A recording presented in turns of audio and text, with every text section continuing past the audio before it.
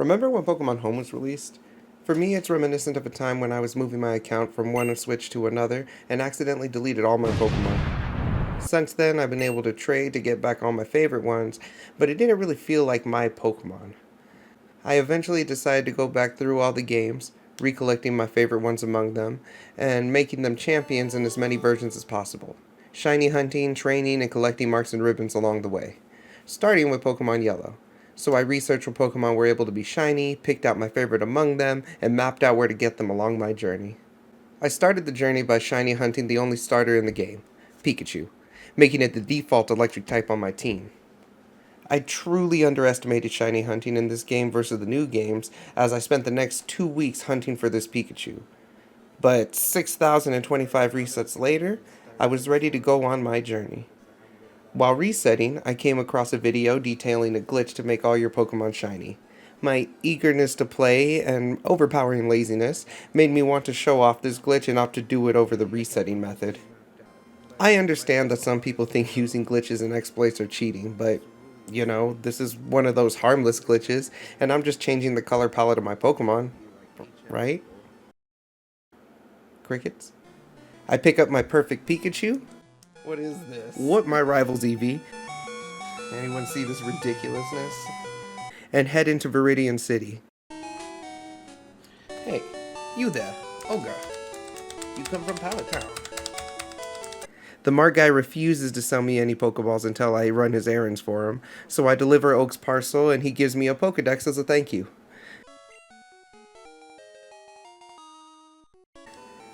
After picking up some Pokeballs, I decided to catch several Pokemon for both HM and trading purposes. After taking out my rival for the second time via Pikachu,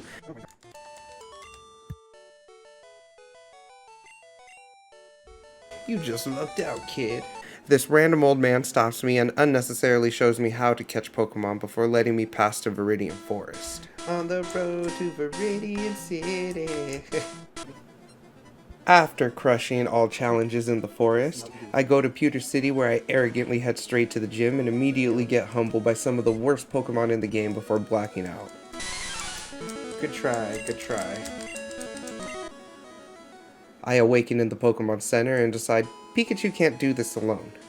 Even though it isn't going to end up on my team because my lineup's already been set, I start training up Mankey just to help out Pikachu. Right, let's put Mankey in the front lanes and let's try to level him up.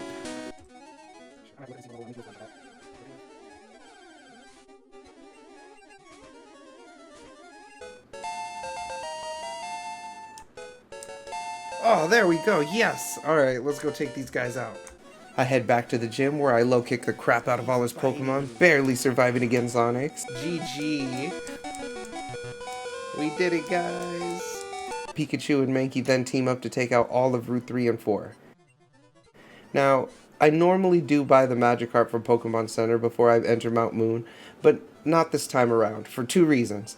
1, I already planned out to have a water type on my team, and 2, I was excited about catching the Lake of Rage Gyarados and Crystal. And then I thought about it long and hard for a long time to see if I was gonna take the Magikarp from this dude over here. But to be honest, in the very next game you go to the Lake of Rage, and you literally get a shiny Gyarados, so that's probably what I'm gonna end up doing. Busting a hole through anyone who gets in my way, I navigate through Mount Moon, beat up this super nerd, and stole a fossil he found. And then honestly, I don't really care about the Helix or the Dome fossil, so I think Helix is Kabuto and Dome is Ammonite. Then it's off to fight Jesse and James for the first time. I got so hyped up when I first found out that Jesse and James were in this game, and then I was super disappointed when Meowth didn't talk.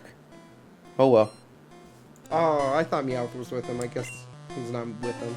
Cerulean City is the next destination, so I grab the rare candy from behind the first house and go straight to Nugget Bridge. Pikachu and Mankey are at it again to whoop my rival's butt.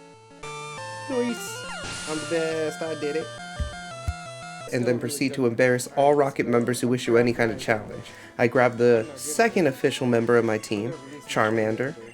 Unless you want it. Nice. I did want it.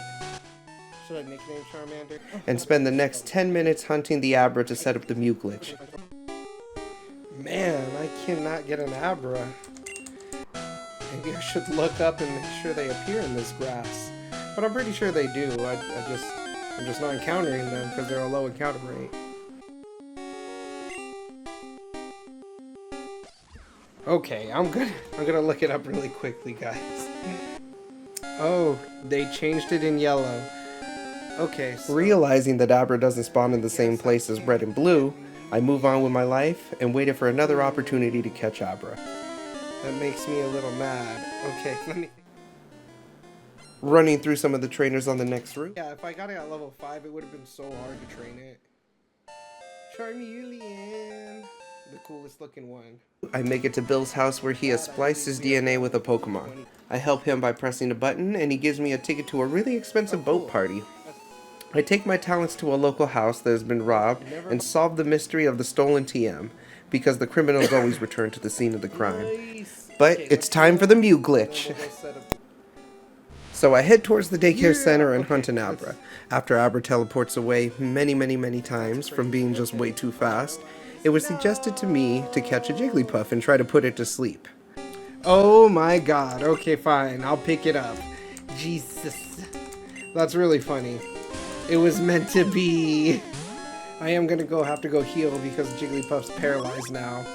The Abra ends up being much faster than Jigglypuff, so I train. That's it? Only one level? After realizing how long it was taking to level up, I decide to use Misty's gym as a training ground. Pikachu and Mankey destroy everyone in the way, and it helps Jigglypuff get to a higher level. Hopefully I was just one level. Even after Misty and all her minions are defeated, it turns out Jigglypuff still isn't fast enough. Feeling defeated, I attempt one last Pokeball throw and... I do have a Moonstone, which is funny. I have 2 Moonstones, it looks like, actually. Guys! Yes! Oh my god, that was ridiculous. Of course, this is how the saga ends. But it's not over yet. Now it's actually time for the Mew glitch. I set up the glitch, go over to the Slowpoke trainer, and... Oh man. Alright, hang on guys. We're gonna get this down. Yes! Yes! Thank you, Pokélades. I was thinking, I'm like, shit. Or shoot, I think I have to fight a hiker. Hang on, because also I think I'm supposed to die against him, because I think it's his first,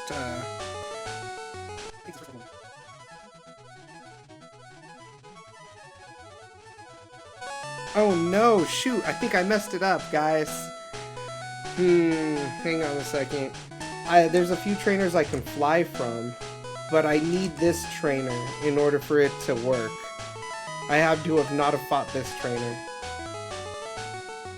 Dang, all that, and now, I forgot that this was the trainer that you needed for the glitch to work, and I beat him earlier. That's okay, though. I guess we'll just go through I've been trying to set up this glitch for a couple hours now, and the level of defeat I felt after all this time was enormous, and I ended up ending the run for that day. Well, I will figure this out, guys. I think I'm gonna stop the stream now.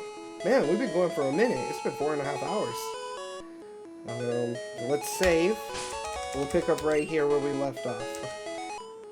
But with that, I'll be out of here. I hope you guys have a great rest of your night. I love you all, and peace out.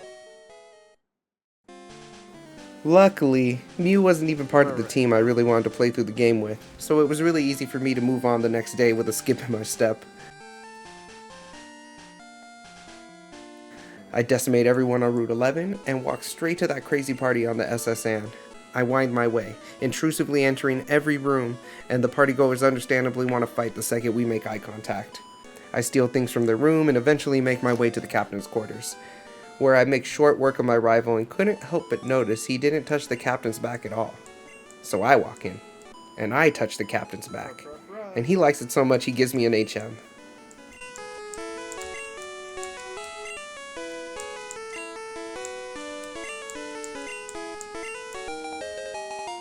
Woo! I think Diglett can learn Cut.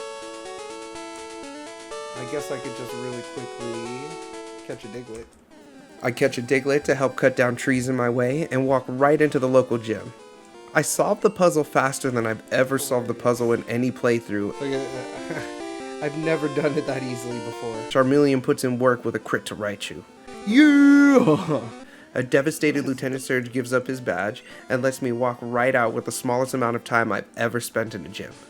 I grab the bike voucher from this guy who talks too much, grab the Squirtle from a distressed police officer, and march right through Diglett's cave to grab the HM for Flash. The cool part about Flash is you only need it once. There's only one cave in the whole game that's dark. I make my way back to Cerulean City to exchange the bike voucher for a bike and serpentine the next route towards the rock tunnel. After nothing much of significance happens, I enter Lavender Town and then the Pokemon Tower, for training purposes. But I make it as far as I could possibly go before a ghost scares my Pokemon out and I have to start the next route. Made it to Celadon. My first steps in Celadon City were big, just because I knew I was about to spend quite a bit of time here. I started by getting another one of my decided team members, Eevee, and then immediately evolved it into Vaporeon. Yeah! Grabbed Fly, grabbed my coin case, picked up some coins off the floor, and now it was time to sit and gamble my whole day away. Now, just some context. Porygon is my favorite Pokemon of all time. I can go into great detail why, but I'll spare you. I spent the next 3 hours of my life gambling using a strategy I found on Reddit, until I got 9,999 coins.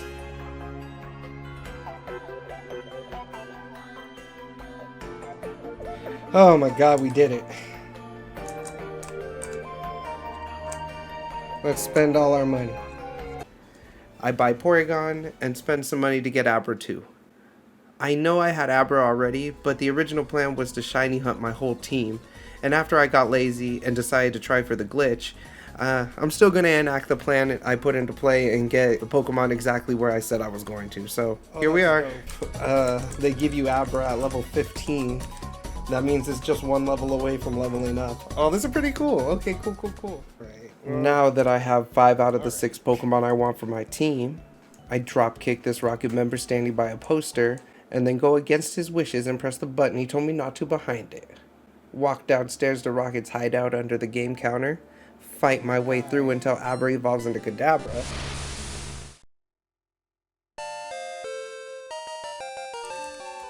and then I trade him over to my other yellow version for him to evolve. And then trade him back, of course. Alakazam dominates in this fighting and poison-filled environment, and with Jesse and James in the way again, Alakazam stomps them into ashes, and then they let me move on to Giovanni. After Alakazam single-handedly takes down this rocket operation, the president of the company thanks me by giving me the Silph Scope, leaving me feeling parched. So like the thirsty boy I am, I grab some water, and then beeline right back to Lavender Town where I can finally save Mr. Fuji. Alright, let's go back to Lavender Town because we need the Pokeflute in order to get to the cycling road. But still, like, there was a Jesse and James get in the way again with one of those "didn't I just fight you" moments. Defeating them again enables me to return Fuji to his home and acquire the Pokeflute. I wanted to get the last Pokemon for my team, but since Vaporeon didn't have any water moves, I thought the next best step might be to acquire Surf. So I go back to Celadon City and make a failed attempt to catch Snorlax. But that's okay, because that's why there's 2 in the game. One of my better ones might be to...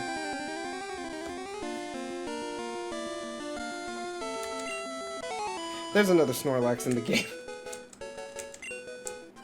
I carefully make my way down Cycling Road and make it to Fuchsia City. I use my memory to the best of my abilities to navigate my way through the Safari Zone as I get some gross used dentures and the HM for Surf. Vaporeon finally knows a water move.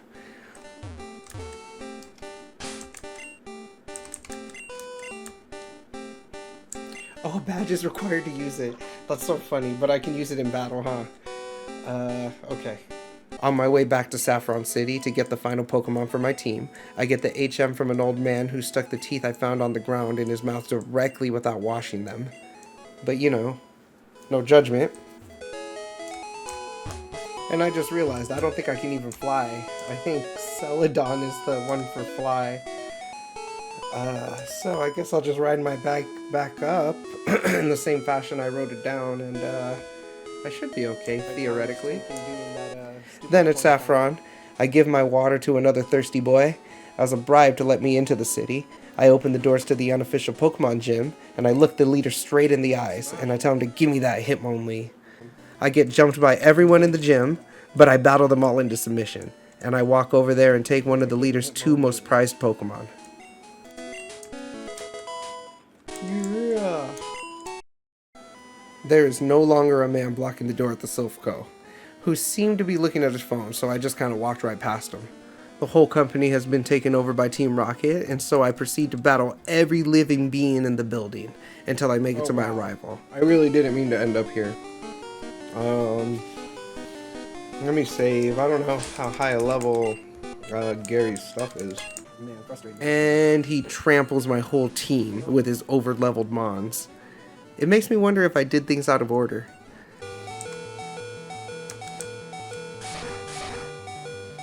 Dang, he has like all the fight. He has a fight type move, a bug type move. Good coverage, Jolteon. Yeah, I lost and I blocked out. Okay. I felt like Sabrina should be the 4th or 5th badge, but when checking to see what order they wanted me to do it in, Sabrina turns out to be like the 6th one. It's actually saying I should go to that. Look, number 4 is Erica and number 5 is Koga. Does that make sense? Embarrassed, I dragged my feet back to Celadon City where Erica awaited my challenge. Charmeleon was pretty much the star of the show, and Porygon took up the other half.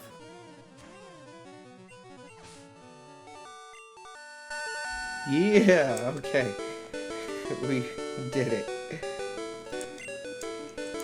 I'm trying to think if there's anything else I have to do in Celadon before I go back to Lavender Town, actually. After charbroiling everyone at the gym, I took the underground tunnel back to Lavender Town to start down Route 12 for training.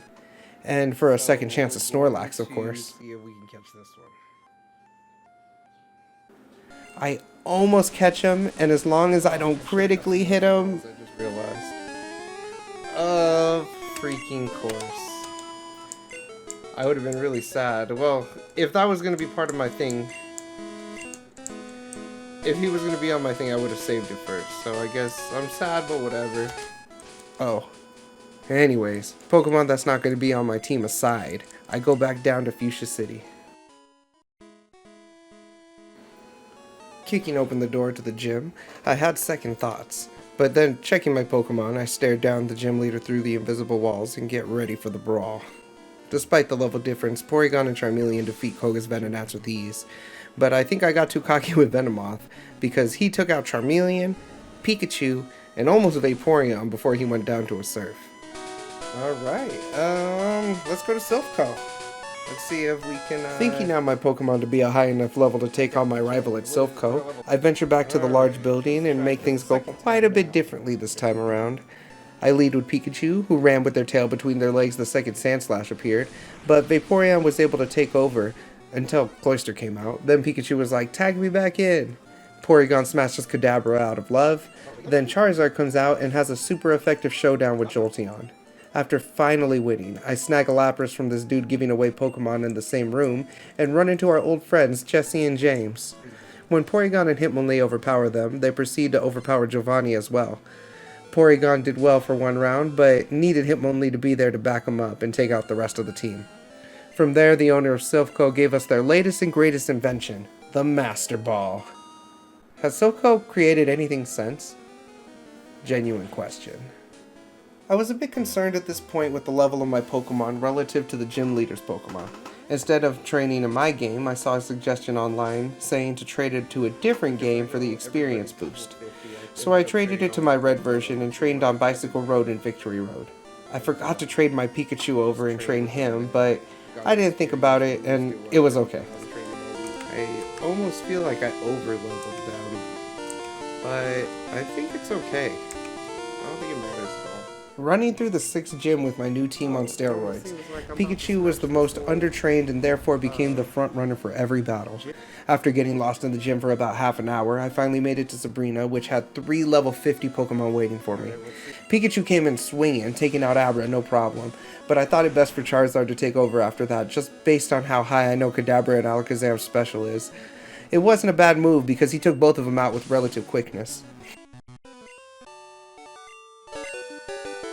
There we go. Okay, now that we've done it, we did that pretty fast, so I'm pretty confident we can make it pretty far, at least to the Elite Four today. From here, I go down Cycling Path and get to Fuchsia City, where I must surf south towards Seafoam Island. I make an unnecessary pit stop at the island to catch Articuno. Oh my god, how ridiculous. I'm so happy I caught it though. And then make my way over to Cinnabar Island. Alright, I made it.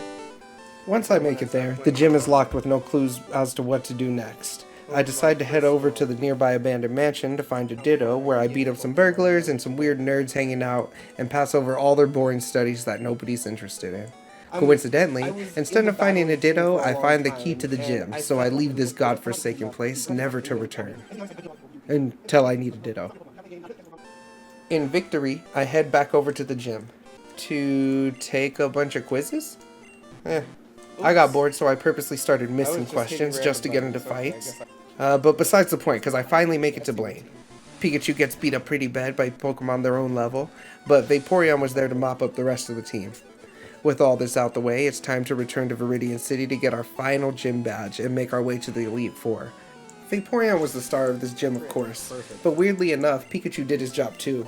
When it came down to Giovanni, he selfishly goes for Fisher on his first turn, which lets me switch Pikachu out into Vaporeon, and from there, they drowned his team by flooding the gym and surfing all over their floating bodies. Making him so far into his feelings, he disbands his large criminal organization he worked so hard to build, over losing to a child. Well, he gives up his final gym badge, and I finally get my shot at the Elite Four. With that, it's on to the Pokemon League. But first, we must battle our rival one last time. Luckily, having Earthquake gives Charizard a superpower, and Swords Dance turns him into Super Saiyan. So I think I'm disintegrating his team with just my one guy. But Cloyster ends up proving me wrong, forcing me to switch into Porygon. But the little guy does better than I ever thought he would by polishing off the rest of his team. Got him. Stopping to talk to every official that wants to say hi, I eventually make it to Victory Road, where I suffer a great deal to the Gen 1 spawn rate of 1 Pokemon per step. But I do eventually make it through after engaging in physical altercations with several individuals in this cave, and make it to my destination, the Indigo Plateau. Here we are, guys. Pikachu, here we are. To prepare for the championship battle, I had to fly back to Celadon City to teach Porygon Ice Beam, and make sure I had a few revives and full restores ready. I feed Pikachu some rare candies, then save the game, take a deep breath, and enter into the Pokemon League. I could die. I've miscalculated a lot of things in this game. It's Elite Four bashing time. The first member of the Elite Four is Lorelei, winning an exchange between Dewgong and Pikachu. Cloyster then overpowers Pikachu, forcing them back into his Pokeball, but Porygon had their back and hurt their overall team by taking out both Cloyster and Slowbro. Sensing danger, Porygon comes back, and it was then Charizard versus Jinx. And it was just bad matchups from here. Charizard took down Jinx in one hit, and a lucky paralysis mixed with a lucky crit made Porygon an easy win for Lorelei's ace. Nice. Just what I needed. Maybe I rename Porygon Lucky. Nice. Next is Bruno, the universally accepted easiest member of the Elite Four. I lead with Alakazam, and I wish I could tell you something more exciting other than I spammed psychic moves over and over until his whole team was battered and bruised. But unfortunately, that's exactly what happened. They all went down pretty easy. Alright. Bruno went down pretty easy. So I shoulder checked him and run into the next room. Agatha, the trainer who uses the so-called strongest Pokemon type in the generation, is waiting in the next room. After miscalculating the first move, I stop playing around and Alakazam thwomps everyone in his way. Psychic types for the win! Clearly embarrassed about losing, I push Agatha out the way and make this intense walk down a long winding hall towards Lance, the final member of the Elite Four. I always remember how intense this was when I was younger going to fight Lance, because it was like an automatic march here and then he was just out of sight. Hey, but usually the doors close here. Oh, never mind. Knowing that he leaves with Gyarados, I had the bright idea for me to lead with Porygon, thinking that a ×4 Thunderbolt would be enough to take it down, but I guess my special just wasn't high enough. After a brief moment of confusion, I switched to Pikachu, who is fast and able to get that revenge kill off. He then sends out Dragonair, and after overcoming the panic, I remember that Vaporeon knows Blizzard. So Vaporeon comes out, and he's able to take out the rest of the team with ease. Bunch of dragons. So Lance hangs his head in shame before I foolishly move on to the next room, forgetting that they are not going to give me any time to heal or use any items or anything. Ooh. Oh well. Luckily, my overleveled Pokemon are more than enough for my rival. Porygon and Sandslash go back and forth for a couple of turns before I decide to turn up the heat with my Alakazam, finishing off his Sandslash and then taking out his Alakazam. Charizard takes out Executor, and then I end up leaving him out for Cloyster to have his way with, forgetting that Charizard is weak to Ice in this gen. But the gods smiled upon me, allowing me to get one more hit in before switching into Hitmonlee. Hitmonlee hits him with a high jump kick, and Cloyster lives on just 1 HP, and he takes out Hitmonlee. My quick little Pika comes out to revenge kill Cloyster, and then I switch to Vaporeon to take out Ninetales. The final Pokemon of the game is Jolteon, and even though he was 10 levels higher than me, I knew Alakazam could be more than enough to take him out. Man, Jolteon learns all kinds of moves in this game. I forgot about Pin Missile. At this point, I really thought it was over, and I started thinking about what I could do better on the next run. But just as I'm ready to give up, Jolteon uses a full restore, and reminds me that I bought all those items. So being out of options, I proceed to use this cheap tactic where I take items out of my bag and heal my Pokemon with them. And then I hope Alakazam could just survive long enough. Just long enough. He didn't, but Charizard came out and held it down long enough for me to use another revive, and then he slaps Jolteon with his spoons one last time. Good game.